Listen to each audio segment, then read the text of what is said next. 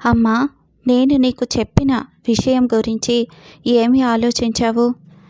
ఏ విషయం రా కార్తీ? అదేమిటమ్మా ఎప్పటికప్పుడు కొత్తగా అడుగుతావు? నీ పెళ్ళి గురించమ్మా. నువ్వు పెళ్ళి చేసుకోవాలి. నీకు ఏమంత వయసు దాటిపోయిందని 50 ఏళ్లకి నీ జీవితం అయిపోయిందంటూ మాట్లాడతావు? నాకు పెళ్లి చేయాలని ఆతృత పడుతూ ఇండియాలో మన వాళ్ళందరినీ కాంటాక్ట్ చేస్తున్నావు సంబంధం చూడమని. నాకు పెళ్ళి అయిపోతే నీవు వాలంటరీ రిటైర్మెంట్ తీసుకొని రమణాశ్రమంలో ప్రశాంత జీవితాన్ని గడపాలని ఉందని నా ఫ్రెండ్ వాళ్ళ అమ్మగారితో అన్నావట. అవునరా, అన్నాను. రమాదేవితో తప్పేముంది? నా బాధ్యత నీ పెళ్ళి. నీ దగ్గరికి వచ్చేసి అమెరికాలో శాశ్వతంగా ఉండిపోతాననుకుంటున్నావా? రమ అన్నారు నాతో. నీకు సిటిజన్షిప్ వచ్చాక నాకు గ్రీన్ కార్డ్కి ప్రాసెస్ చేయాలనే తలంపులో ఉన్నావని, నన్ను నీ దగ్గరే ఉంచేసుకుంటావని. అది నీ అభిప్రాయం అయితే నా అభిప్రాయం అది కాదు. నీకు పెళ్లి చేసేస్తే నా బాధ్యత తీరిపోతుందన్నది నిజమే. నేను డిగ్రీ ఫైనల్ ఇయర్ పరీక్షలు వ్రాసి వచ్చానో లేదో నాకు మీ అమ్మమ్మ తాతయ్య పెళ్లి సంబంధాలు చూడటం మొదలుపెట్టారు. నాకంటూ కొన్ని నిర్దిష్టమైన అభిప్రాయాలు ఉన్నాయని, అవి ఏమిటో తెలుసుకోవాలన్న ఆలోచనలు లేని మీ అమ్మమ్మ తాతయ్య అప్పటికే మ్యాథ్స్ లెక్చరర్గా పనిచేస్తున్న మీ నాన్నతో పెళ్లి కుదిర్చారు. తెలుసున్న సంబంధమని మీ బామ్మ తాతగారికి కూడా నేను నచ్చాననడంతో మా పెళ్ళి జరిపించారు. పెళ్ళైన సంవత్సరానికి నీవు పుట్టేశావు. నాకు బీఈడీ చేయాలని ఉందంటే మీ నాన్నగారు ఒప్పుకున్నారు. ఆ తరువాత అనుకోకుండా గవర్నమెంట్ హై స్కూల్లో టీచర్గా పోస్టింగ్ వస్తే ఉద్యోగం చేస్తానంటే మీ నాన్నగారు సరే నీ ఇష్టం అన్నారు. దురదృష్టం కాకపోతే మీ నాన్నగారు నువ్వు 10th క్లాస్లో ఉండగానే చనిపోవడం ఏమిటి? అప్పటి నుండి నిన్ను కంటికి రెప్పలా చూసుకుంటున్నాను. అమెరికాలో ఎంఎస్ చేస్తానంటే సరే అన్నాను. కానీ నీవిక్కడే స్థిరపడిపోతానన్నావు. నీ జీవితం నీ ఇష్టం. నీకు పెళ్లి చేసేసి నిన్ను ఒక ఇంటివాడిని చేసేస్తే నేను నిశ్చింతగా ఉంటాను కార్తీక్. నేను 2-3 సంవత్సరాలు పనిచేసి వాలంటరీ రిటైర్మెంట్ తీసుకుందామా అన్న ఆలోచనలో ఉన్నాను. మా కొలీగ్ చెప్పింది, ఒక సంబంధం ఉంది. ఆ అమ్మాయి ఇక్కడే న్యూజెర్సీలో పనిచేస్తోందట. నేను ఎలానో వచ్చాను కాబట్టి మనిద్దరం వెళ్ళి ఆ అమ్మాయిని చూసొద్దాం. అమ్మ, నాకు పెళ్లి చేస్తావు, బాగుంది. నేను, నా భార్య, సంసారం, పిల్లలంటూ నిన్ను పట్టించుకోకపోతే నీవు ఎలా ఉంటావమ్మా? నాకు పెళ్లి చేసుకోవాలంటే భయంగా ఉంది. వచ్చే అమ్మాయి నిన్ను సరిగా చూసుకోకపోతే? అన్నీ చూస్తూ కూడా నేనేమీ చేయలేని అసహాయ స్థితిలో ఉంటే నీ పరిస్థితి ఏమిటమ్మా? నిన్ను మరో వివాహం చేసుకోమంటున్నది వేరే ఉద్దేశంతో కాదమ్మా. నీకంటూ ఒక తోడు ఆలంబన ఉండాలని. నన్ను తప్పుగా అర్థం చేసుకోకు దయచేసి. తల్లి ఒడిలో తలపెట్టుకుంటూ ఆర్ద్రంగా మాట్లాడాడు. ఈ వయసులో నాకు పెళ్ళేమిటిరా మొద్దు. ఇలా నువ్వు మాట్లాడకూడదురా. మరోసారి ఈ మాట అంటే ఇప్పుడే ఇండియాకి వెళ్ళిపోతాను. తర్జనతో తల్లి బెదిరిస్తుంటే, అమ్మ ఒక్క క్షణం నా మాట వింటావా? నా ఫ్రెండ్ సుధాకర్ చెప్పాడు 4 రోజుల క్రితమే. నీకు తెలుసు కదా సుధాకర్, బెంగళూరులో ఉంటాడు. సుధాకర్కి బాబాయ్ అవుతాడట. ఆయన హైదరాబాద్లో సెంట్రల్ యూనివర్సిటీలో ప్రొఫెసర్గా పనిచేస్తున్నారట. ఆయన భార్య పోయి 3 సంవత్సరాలే అయిందట. ఒక్కరితే కూతురట. ఆ అమ్మాయికి లాస్ట్ ఇయర్ పెళ్ళి అయిపోయిందని చెప్పాడు. ఆ అమ్మాయే సుధాకర్తో చెప్పిందట, నా పెళ్ళి అయిపోయాక నాన్న మరీ ఒంటరి అయిపోయాడు సుధా అన్నయ్య. నాన్న మళ్ళీ పెళ్లి చేసుకుంటే తప్పేమిటని. నాన్నలాగే ఎవరైనా భర్త చనిపోయినా ఒంటరిగా జీవనం సాగిస్తున్న స్త్రీ ఎవరైనా ఉంటే చెప్పమని అందట. వాడు ఈ విషయం ఫోన్లో చెబుతూ, "ఏమీ అనుకోకురా కార్తీక్, మీ అమ్మగారికి ఏమంత వయసు దాటిపోయింది, ఆవిడకు కొత్త జీవితం ఇవ్వడం గురించి ఆలోచించవచ్చు కదా" అంటూ నీతో ఈ విషయం గురించి మాట్లాడమని సలహా ఇచ్చాడు. నాకు కూడా వాడి సలహా సమంజసం అనిపించింది. నేనేమీ వినదలుచుకోలేదురా కార్తీక్. సుధాకర్ మాటల ప్రభావంలో నీవు ఏదేదో ఆలోచిస్తూ బుర్రపాడు చేసుకుంటున్నావు. ఆ ఆలోచనలే తప్పంటాను. మరిచిపో ఇంకా ఆ విషయం గురించి. ఈ ఆదివారం వస్తామని ఆ అమ్మాయికి మెసేజ్ చేశాను.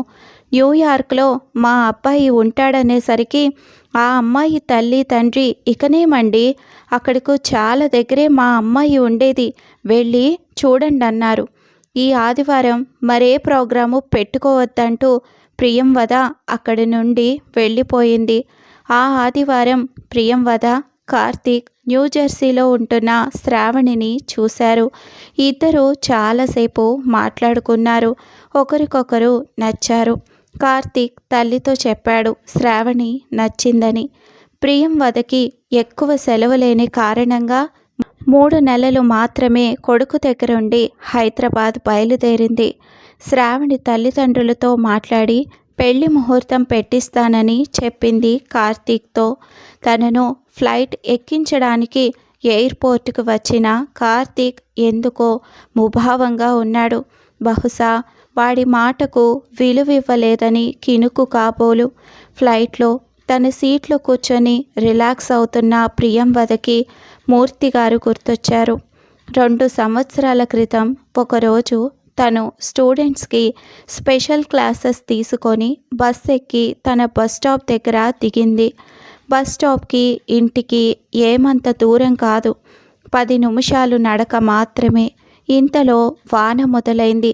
తగ్గుతుందేమోనని చూస్తోంది. ఇంతలో ఒక పెద్ద మనిషి భుజానికి వేలాడుతున్న ఒక పెద్ద బ్యాగ్తో గొడుగు పట్టుకొని తన ముందు నుండే వెళుతూ ఒక క్షణం ఆగాడు. "మీరు ప్రియంవద కదూ? మీరు మా అమ్మాయికి 10th సైన్స్ టీచర్. అప్పట్లో మిమ్మల్ని చాలాసార్లు కలిసిన మూలాన మీరు బాగా గుర్తున్నారు. మా అమ్మాయిని ట్యూషన్కి మీ ఇంటి దగ్గర డ్రాప్ చేసేవాడిని. మీ ఇల్లు నాకు తెలుసు మేడం. వాన తగ్గేటట్లు లేదు. మా ఇల్లు అటే. మిమ్మల్ని దింపి నేను వెళ్ళిపోతాననేసరికి ఆయనతో కలిసి గొడుగులో ఇంటికి రాక తప్పలేదు. తనకి ఆయన ఎవరో గుర్తులేదు. లోపలకు రమ్మనమని ఆహ్వానించింది. తన పేరు విశ్వమూర్తని చెప్పాడు.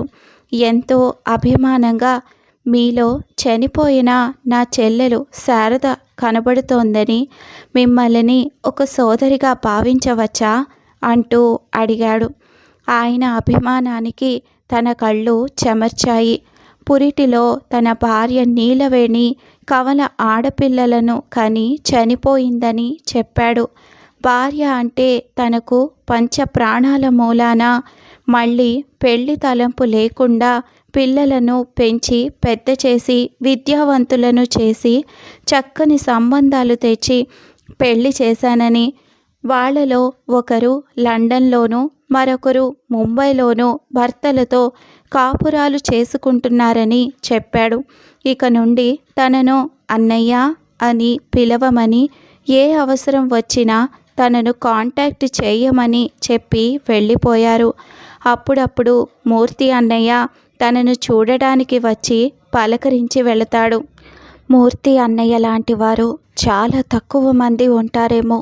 పురిటి పసికందులను చేతుల్లోకి తీసుకొని భార్య పోయిన దుఃఖాన్ని త్రిగమింగుకుంటూ ఆడపిల్లలను పెంచి ప్రయోజకులను చేయడం ఎంత కష్టం. పునర్వివాహం చేసుకోమని ఎందరు సలహా చెప్పినా ససేమిరా చేసుకోనన్నారట. మరో వివాహం చేసుకొని తన నీలవేణి స్థానంలో మరొకరిని ఆహ్వానించలేనని ఖరాఖండిగా చెప్పాడట ఇంట్లో. ఆడపిల్లలకు 15 సంవత్సరాలు వచ్చే వరకు తన తల్లి కాస్త సాయంగా ఉండేదని తరువాత ఆవిడ బాత్రూంలో జారిపడి బ్రెయిన్ హెమరేజ్తో చనిపోయిందని చెప్పాడు. ఇప్పుడు కూతుళ్ళు తమ దగ్గరకు వచ్చేయమని పదే పదే చెబుతున్నా ఆ సమయం వచ్చినప్పుడు వస్తానంటూ ఎన్నో సాంఘిక సాంస్కృతిక కార్యక్రమాలలో కాలం వెళ్ళపుచ్చుతూ తనకంటూ ఒక ప్రత్యేకమైన ప్రపంచాన్ని ఏర్పాటు చేసుకున్నాడు. మూర్తి అన్నయ్య జీవితం తనకు ఆదర్శం. పెళ్ళై అత్తవారింటికి వచ్చిన తనను తన భర్త మధుసూదన్ ఎంత అపురూపంగా చూసుకున్నాడు. తను ఏది అడిగినా కాదనేవాడు కాదు. కాలేజీలో లెక్చరర్ అయినా ఇంట్లో తన చుట్టూ తిరుగుతూ ఎంత అల్లరి చేసేవాడు. పొడుగాటి తన జడను తన మెడ చుట్టూ చుట్టుకుంటూ కొంటెగా నవ్వేవాడు. తను బిఎడ్ చేస్తానన్నా ఉద్యోగం చేస్తానన్నా నీ ఇష్టం ప్రియా అన్నాడు. ఎంఏ ఇంగ్లీష్ లిటరేచర్ చేయమని ప్రోత్సహించాడు. భర్త కోరినట్లుగా ఎంఏ చేసింది. కార్తీక్ కడుపులో పడ్డాడని తెలిసిన రోజు ఎంత సంబరపడ్డాడు. తనను సర్ప్రైజ్ చేయాలని ఆ రోజు సాయంత్రం కాలేజీ నుండి వస్తూ కెంపుల నెక్లెస్ తెచ్చి కళ్ళు మూసుకోమన్నాడు. మెడలో ఆ కెంపుల నెక్లెస్ పెట్టి కళ్ళు తెరవద్దంటూ డ్రెస్సింగ్ టేబుల్ మిర్రర్ దగ్గరకు తనని నడిపించుకుంటూ తీసుకువెళ్ళి అప్పుడు కళ్ళు తెరవమన్నాడు.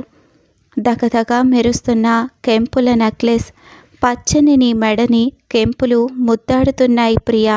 నాకు భలే అసూయగా ఉంది సుమా అంటూ కొంటెగా మాట్లాడుతున్న మధు వైపు సిగ్గుతో తలెత్తి అతని కళ్ళలోకి చూడలేకపోయింది. తనను ఎంత అపురూపంగా చూసుకున్నాడు. కాలు కింద పెడితే కడుపులోని బిడ్డ కందిపోతాడన్నట్లుగా. తనకు నార్మల్ డెలివరీ అవదని సిజేరియన్ చేయాలని డాక్టర్ చెప్పినప్పుడు ఎంత కంగారు పడ్డాడు. మనకు మరో బిడ్డ వద్దంటూ నీ కష్టాన్ని చూడలేను ప్రియా అంటూ మరో బిడ్డను కనే అవకాశం ఇవ్వలేదు. అనుకోకుండా ఒకరోజు కాలేజీ నుండి వచ్చిన మధుసూదన్ ఏదో గుండెల్లో ఇబ్బందిగా ఉందంటే వెంటనే హాస్పిటల్కి బయలుదేరారు. దారిలోనే గుండె ఆగిపోయింది. 45 సంవత్సరాలకే మధు తన జీవితం నుండి నిష్క్రమించాడు శాశ్వతంగా. తన మధు జ్ఞాపకాలు చాలు ఈ జీవితానికి. ఆ మధుర జ్ఞాపకాలు నిన్న మొన్నటివిగా ఎప్పుడూ తనని నీడలా వెన్నాడుతూనే ఉంటాయి. ఈ తరం పిల్లలవన్నీ ఆధునిక భావాలే కాకుండా ఆవేశం పాలు కూడా ఎక్కువ. కార్తీక్ సలహాను తను హర్షించదు. జీవిత భాగస్వామిని కోల్పోయిన వాళ్ళకి పరిష్కారం మరో వివాహమా? అందరికీ కాకపోవచ్చు. రెండో వివాహం చేసుకున్నా కొంతకాలం తర్వాతైనా ఎడబాటు ఉండదా?